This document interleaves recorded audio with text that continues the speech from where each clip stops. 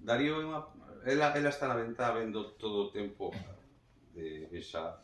Sempre o fixo, pero agora obviamente é igual porque xa está nun proceso, non sai do seu cuarto. Realmente só hai un escenario do seu cuarto.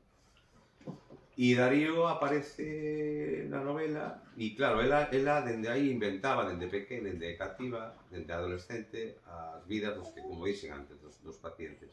Pero un día, igual que Nelly Bly, o seu director lle dixo: tes que entrar no centro psiquiátrico e contar nunha crónica que pasa.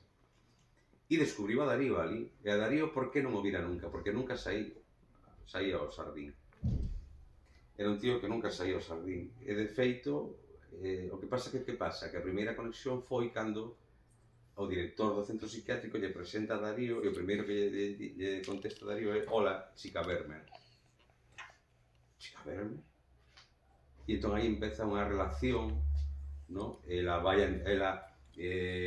ten un problema, bueno, grave, mental, unha esquizofrenia brutal, pero ela insiste, vai a visitalo, lévalle, cando foi unha escritora, conseguiu ser unha escritora de éxito, lévalle os seus libros ali, e lle di, pero que mierdas este se los tira.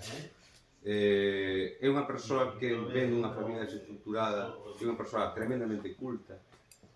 Entón, todo confluiu aí nese salón dese centro psiquiátrico.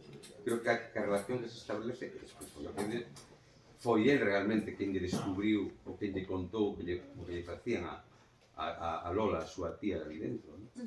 É un personaxe que houve xente que me dixo que tiña que facer un libro só de Darío.